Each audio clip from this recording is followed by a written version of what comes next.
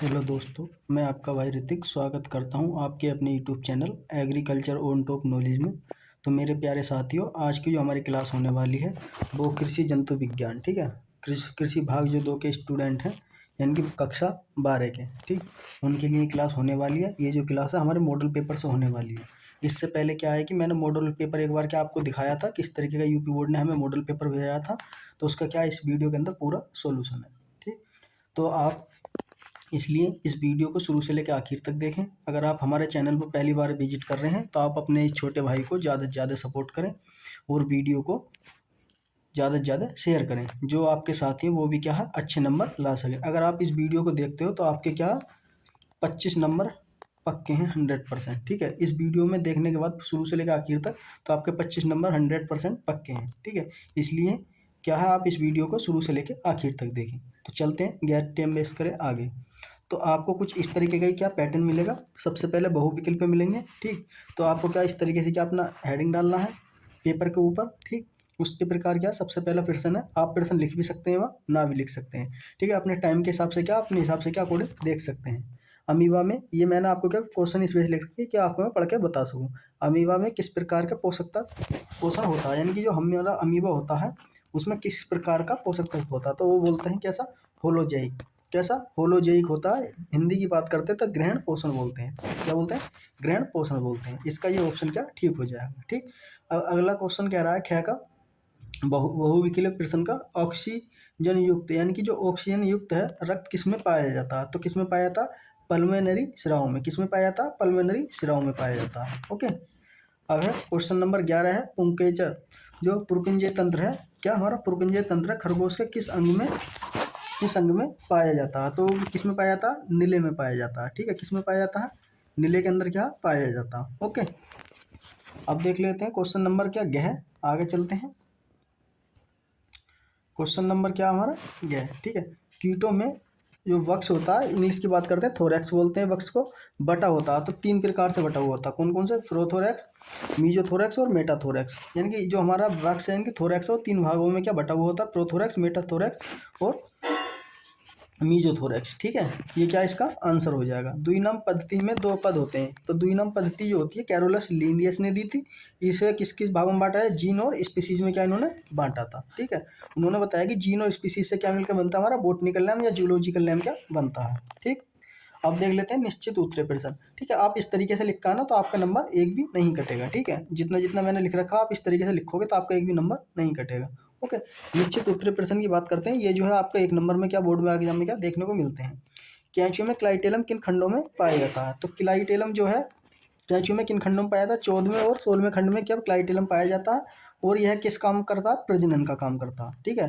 प्रजनन की प्रक्रिया में क्या महत्वपूर्ण भूमिका निभाता है। आपसे पूछेगा कि जो कैंचुआ है, ठीक है, प्रजनन जो अंग किस में पाया जाता है, 14वें और 15वें खंड, 14वें और 16वें खंड में क्या पाया जाता है। ये आपसे इस तरीके से भी क्या पूछ सकता है, क्लाइटेलम ना देकर प्रजनन अंग भी पूछ सकता है, ओके।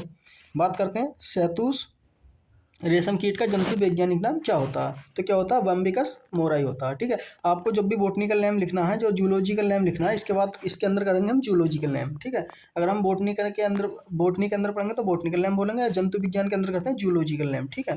तो आपको क्या उसके अंदर अंडरलाइन जरूर करना है, ठीक है। जैसे बॉम्बिकस मोराई लिख दिया, उसके अंदर क्या आपको अंडरलाइन 100 करनी जरूरी है। इससे क्या आपका नंबर नहीं कटेगा, ठीक। अगर आप अंडरलाइन नहीं करोगे तो आपका नंबर क्या कट जाएगा, ठीक। क्वेश्चन नंबर 4 कह रहा है, किरमा कुंचन गति क्या होती है। जो किरमा कुंचन गति है उसे क्या होती है, क्या है उसकी डेफिनेशन लिखनी है। किरमा कुंचन गति वह प्रक्रिया है जिसमें आंत नली की क्या है, पेशियां दीवारें सिकुड़ती हैं और फैलती हैं, जिससे भोजन को क्या मुंह से मलस्या तक धकेलने में क्या सहायता मिलती है। उसे क्या कहते हैं, किरमा कुंचन गति कहते हैं। ये क्या हमारे एक शरीर का अंग होता है जो आंतों से क्या जुड़ा हुआ होता है, और क्या भोजन को मुंह से लेके जो मलाशय है, जो हमारी आंतें हैं, उन तक क्या धकेलने का काम करता है। उसे क्या कहते हैं, किरमा कुंचन गति कहते हैं, ठीक। ये आप क्या इस तरीके से लिख सकते हैं, ठीक। आगे चलते हैं, अब देख लेते हैं क्वेश्चन नंबर 5। क्वेश्चन नंबर 5 किस तरीके का उस मॉडल पेपर के अंदर, अनुवांशिकी का जनक किसे कहा जाता है। यानी कि अनुवांशिकी का जनक किसे कहा जाता है, अनुवांशिकी का जनक ग्रेन जॉन मेंडल को क्या कहा जाता है, ठीक है। ये क्या इतना आपको क्या लिखना है उस पेपर के अंदर को कहा जाता है, ठीक है। इसके एक्स्ट्रा कुछ मैंने बातें क्या लिख दी हैं या जो आपको क्या पता होना चाहिए, क्या पता आप इस बार ये नहीं पूछ के आपके इसके नियम पूछ ले, नियम के नाम लिखने के लिए। तो मेंडल के नियम थे, उन्होंने 3 दिया था। प्रभाविता का नियम जिसे लॉ ऑफ डोमिनेंस बोलते हैं, ठीक है। विभाजन का नियम लॉ ऑफ सेग्रीगेशन बोलते हैं इंग्लिश में। और स्वयं वर्गीकरण का नियम जिसे लॉ ऑफ इंडिपेंडेंस बोलते हैं, ठीक है। और इसका जो प्रयोग था, प्रयोग के बारे में थोड़ी सी बात कर लेते हैं। इन्होंने प्रयोग करा था किस पर, हमारे मटर पर, ठीक है। मेंडल ने मटर के पौधे में क्या 7 प्रकार के लक्षण देखे थे, यानी कि 7 प्रकार के लक्षण है, उन पर क्या अध्ययन किया था कि उसके सीड पर करा था, उसकी फली पर करा था, उसकी हाइट पर करा था, ठीक है, उसके कलर पर करा था, किस तरीके का, इस तरीके से क्या 7 उन्होंने क्या लक्षण देखे थे मटर के प्लांट पर, ठीक है। उन्होंने बताया कि लक्षणों का संचरण जीव सूत्रों, यानी कि जीव सूत्रों के मध्य से ही क्या होता है। उनका ये लक्षण होते हैं, उनके जो करैक्टर्स होते हैं, जो उनके अंदर जीन है उसके हिसाब से क्या पाए जाते हैं, ठीक। अब बात करते हैं क्वेश्चन नंबर 6 की। 6 क्या कह रहा है इसमें, आरएनए का पूरा नाम क्या लिखना है। आरएनए का पूरा नाम राइबो न्यूक्लिक एसिड है। क्या राइबो न्यूक्लिक एसिड है आरएनए की फुल फॉर्म, ठीक है। आपसे डीएनए की राइबो न्यूक्लिक डीएनए की पूछेगा तो डीएनए की क्या है, डीऑक्सीराइबो न्यूक्लिक अम्ल हो जाएगा, ठीक है। डीऑक्सीराइबो न्यूक्लिक अम्ल डीएनए की हो जाएगी फुल फॉर्म। इसमें देखो आरएनए की दे रखी है, तो हो सकता है इस बार आपको किसकी, डीएनए की पूछ ले, ठीक। तो हम सबसे पहले आरएनए की परिभाषा देख लेते हैं। क्या देखते हैं, आरएनए की परिभाषा, क्या पता परिभाषा इस बार पूछ ले, तो इस वजह से क्या मैंने इसमें परिभाषा भी दे रखी है। आरएनए एक क्या होता है, सिंगल, यानी कि इस तरीके से क्या बना हुआ होता है, सिंगल स्टैंडर्ड वाला न्यूक्लिक एसिड होता है, जो कोशिका के अंदर अनुवांशिकी संदेश को डीएनए से राइबोसोम तक क्या है ले जाने में काम करता है, ठीक है। क्या राइबोसोम तक ले जाने में क्या काम करता है, ओके। अब क्या रहा है कि आरएनए के प्रकार, ठीक है। आरएनए क्या है, प्रकार, ये उसकी होगी डेफिनेशन आरएनए की। उसके टाइप कितने होते हैं, एमआरएनए। यह डीएनए में क्या अनुवंशिकी संदेश लाकर प्रोटीन संश्लेषण के लिए राइबोसोम तक पहुंचाता है। ये क्या कहता है, मैसेंजर का काम करता है, किसे, डीएनए में पहुंचाने का। टीएनए के ट्रांसफर का, टीआरएनए क्या होता है, ट्रांसफर। यह अम्लीय एसिड को राइबोसोम तक ले जाने का प्रोटीन निर्माण में सहायता करता है। जो टीआरएनए है, ठीक है, वो क्या करे, प्रोटीन निर्माण में क्या सहायता करता है। आरएनए क्या होता है, राइबोसोम का मुख्य घटक होता है, यह प्रोटीन संश्लेषण में होता है, ठीक। ये इसके क्या हो गए, 3 प्रकार हो गए, एमआरएनए, टीआरएनए और आरएनए, ओके। अब देखते हैं हम इसके अति लघु उत्तरीय प्रश्न। कौन से, अति लघु उत्तरीय प्रश्न, ठीक है। आर्थ्रोपोडा के 4 लक्षण लिखने हैं। कितने, 4 लक्षण लिखने हैं। इसमें कितने लिख रखे हैं, मैंने 6 लिख रखे हैं। संघ आर्थ्रोपोडा 4 मुख्य लक्षण निम्नलिखित हैं। शरीर 3 भागों में बटा हुआ होता है, जो आर्थ्रोपोडा होता है। बाह्य कंकाल बना हुआ होता है। इनके पैर में क्या है, खंडित होते हैं। खुला रक्त परिसंचरण तंत्र पाया जाता है, जैसे कि इसके एग्जाम्पल झींगा है, केकड़ा है, मच्छर है आदि। यह सबसे बड़ा आर्थ्रोपोडा समूह होता है, यानी कि सबसे बड़ा ये समूह होगा आर्थ्रोपोडा ही कोई क्या माना जाता है, ठीक। ये हो गया क्या इसके पॉइंट। बात करते हैं प्लेसेंटा। प्लेसेंटा क्या होता है, इसके बारे में थोड़ी सी क्या हम बात कर लेते हैं। प्लेसेंटा के मुख्य कार्य क्या क्या होते हैं ये बता रहे हैं।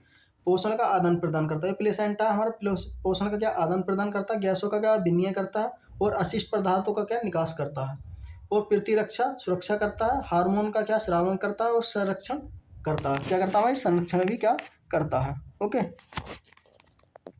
अब बात करते हैं क्वेश्चन नंबर 9 की। किसकी, क्वेश्चन नंबर 9 की बात करते हैं। विटामिन सी के क्या, विटामिन सी के महत्व का वर्णन कीजिए। किसके, विटामिन सी के महत्व का वर्णन कीजिए, ठीक है।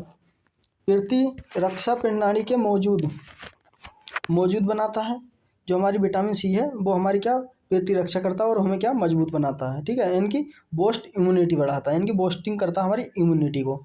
और क्या कहता है, एंटीऑक्सीडेंट के रूप में क्या कार्य करता है, घाव को भरने में भी सहायता करता है। आप कई सारे लिख सकते हैं कि हमारी हड्डियों को मजबूत रखता है, हमारी हाइट के लिए अच्छा होता है, हमारी मतलब जो रोग है इसके रूप से क्या हमें बचाता है, इस तरीके से ये आप लिख सकते हैं। आयरन के क्या अवशेषों में मदद करता है, हड्डियों और दांतों को क्या विकास करता है, त्वचा को क्या स्वस्थ बनाए रखता है, और रक्तचाप का क्या नियंत्रण करता है, ठीक है। ये हो गए किसके, विटामिन सी के महत्वपूर्ण बिंदु, ओके।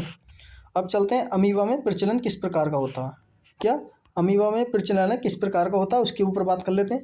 अमीबा में प्रचलन 6 पाद यानी कि प्रचलन होता है, 6 पाद प्रचलन होता है। इंग्लिश की बात करते हैं क्या, सूडो पोडिकल लोकोमोशन होता है, द्वारा होता है, जो उस गति को और भोजन ग्रहण करने में क्या सहायता प्रदान करता है, उसे गति करता है और भोजन ग्रहण करने की क्या सहायता प्रदान करता है, ठीक है। एपिग्लिस्टिक क्या होता है, एपिग्लिस्टिक एक महत्वपूर्ण संरचना है जो भोजन और वायु के मार्ग में नियंत्रित करके शरीर में श्वसन और पाचन प्रणाली के समुच्चय कार्यों में सहायता करती है। इनकी एपिग्लिस्टिक एक ऐसी वो है, जब हम क्या भोजन करते हैं तो भोजन क्या हमारे पाचन के उसमें ही जाए, ना कि क्या फेफड़ों तक पहुंचे, इस तरीके से क्या रोकती है। ये क्या हमारे गले के अंदर होती है, ठीक है। इसे क्या होता है, वायु और भोजन के क्या मिलने से रोकना होता है, ठीक। उसे क्या कहते हैं, एपिग्लिस्टिक कहते हैं, या इसका क्या ये कार्य होता है, ठीक है। तो दोस्तों अगर आपको ये PDF चाहिए तो मैं आपको नंबर दे देता हूँ अपना 95 28 63 90 99, ठीक है। जो भी मेरे यूट्यूब चैनल पर अब तक वीडियो पड़ी हुई हैं, अगर उन सब की PDF चाहिए तो इस नंबर पर भी ये क्या मैं मैसेज कर सकते हैं, फ्री ऑफ कॉस्ट क्या आपको मिल जाएगी। या मेरे बायो के यूट्यूब चैनल की बायो में पड़ी हुई है नंबर, वहाँ से आप क्या ले सकते हैं, या ग्रुप भी ज्वाइन करेंगे, ठीक है। ग्रुप ज्वाइन करोगे तभी क्या आपको ये मिलेगी, ठीक। एक बार में ये आप स्क्रीनशॉट भेज सकते हैं कि सर देखो, या मतलब मैसेज कर सकते हैं, देखो मैंने आपका ग्रुप भी क्या ज्वाइन कर लिया है, ठीक। ये आपको क्या फ्री ऑफ कॉस्ट क्या मिल जाएगी, ठीक। अब चलते हैं क्या हम लघु उत्तरीय प्रश्न पर। किस पर, लघु उत्तरीय प्रश्न पर, ठीक है। जीव द्रव्य के भौतिक एवं जैविक गुणों का वर्णन करना है। जीव द्रव्य क्या होता है, जीव द्रव्य जीवन की मूल इकाई है। क्या है, जीवन की मूल इकाई है, जो कोशिका के सभी जैविक कार्यों में क्या संचरण करता है, क्या करता है, संचालन करता है। इसके भौतिक और जैविक गुण कोशिका की संरचना, वृद्धि, प्रजनन और जीव क्रियाओं के महत्वपूर्ण भूमिका को निभाता है, ठीक है। ये क्या है, जीव द्रव्य की डेफिनेशन है, ओके। इस तरीके से क्या आपको लिखना है पॉइंट वाइज। फिर कहता है कि भौतिक गुण क्या क्या है। जीव द्रव्य के भौतिक गुण निम्नलिखित हैं। अर्धतरल अवस्था में होता है, पारदर्शी होता है जीव द्रव्य, यह सतह तनाव होता है और चिपचिपा होता है। इसमें गैसों और द्रव्य का मिश्रण होता है, यानी कि गैस और द्रव्य जो होते हैं इसका क्या मिश्रण होता रहता है, ठीक। इसके जैविक गुण की बात करते हैं, ठीक है। क्या जैविक गुण की बात कौन कौन से हैं, यानी कि क्या चाप है, यानी कि मेटाबॉलिक होता है। क्या होता है, मेटाबॉलिक होता है। कोशिका के विकास और विभाजन में क्या सहायता करता है। प्रजनन कोशिका विभाजन के समय अनुवांशिकी पदार्थों का क्या हस्तांतरण करता है, प्रजनन का कार्य करता है और ऊर्जा का उत्पादन करता है, ठीक है। ये इसके क्या हो गए, जैविक गुण हो गए, ठीक। आपको क्या इस तरीके से लिखा ना, तो आपको 4 नंबर पक्के मिलेंगे, ठीक है। लघु उत्तरीय के अंदर क्या है, आपको 4 नंबर इस तरीके से लिखा हो तो 4 नंबर पूरे मिलेंगे, ठीक है, पॉइंट वाइज। आगे चलते हैं, अब देखते हैं कैंचुआ। कैंचुए के बारे में पूछना, कैंचुए का आप जरूर पढ़ के जाएं, कैंचुए से 100% क्वेश्चन पूछेगा। कैंचुए के पटिया उत्सर्जी अंक का नामांकित चित्र बनाना है, ठीक है। इसमें क्या है, क्वेश्चन नंबर 13 के में क्या नामांकित चित्र बनाना है, उसके दो दो लाइन क्या आपको लिखनी है, जो कि मैंने इसमें नहीं बनाया है, ठीक है। आप उसे क्या अच्छी तरह से याद करके जाएं। रुधिर स्कंद की प्रक्रिया विधि का क्या बताना है। ये रुधिर स्कंद है, यानी कि जिसे बोलते हैं ब्लड क्लोटिंग। क्या बोलते हैं, ब्लड क्लोटिंग। वह जैविक प्रक्रिया है जिसके द्वारा रक्त का बहाव किसी कट या घाव के कारण रुक जाता है। यह शरीर की रक्षा प्रणाली एक महत्वपूर्ण हिस्सा है, जो अधिक रक्त स्राव को रोकने में कार्य करता है। यानी कि हम ब्लड क्लूटिंग है वो क्या है, एक प्रकार का क्या जैविक प्रक्रिया है, जो क्या है जैसे कि हमारा कहीं से हाथ कट जाता है या कुछ हो जाता है तो वहाँ से क्या ब्लड निकलने लगता है, तो उसे क्या रोकने की क्रिया को क्या कहते हैं, ब्लड क्लूटिंग कहते हैं, ठीक। इसके कार्यविधि की थोड़ी सी हम बात कर लेते हैं, क्या क्या कार्यविधि है। रुधिर स्कंद की कार्यविधि, रुधिर स्कंद की प्रक्रिया मुख्य रूप से 3 चरणों में क्या होती है, ठीक है। सबसे फर्स्ट वन नीचे क्या, रक्त प्लेटक का सक्रिय हो जाना, और जी क्या हमारे थाइविन निर्माण का हो जाना, फॉर्मेशन ऑफ थाइविन्स और फाइबर थक का निर्माण, यानी फॉर्मेशन ऑफ फाइविन कोट, ठीक, इनका क्या निर्माण होना। अब देख लेते हैं क्वेश्चन नंबर, आपको क्या 3 क्वेश्चन इस तरीके के मिलेंगे विस्तृत उत्तरीय उसमें, लघु उत्तरीय में, ठीक है। अब देख लेते हैं विस्तृत उत्तरीय, जो क्या आपके 5 नंबर में या 6 नंबर में क्या क्वेश्चन पूछा जाएगा। विस्तृत उत्तरीय की बात करते हैं। खरगोश का हृदय की आंतरिक संरचना का नामांकित चित्र बनाना है।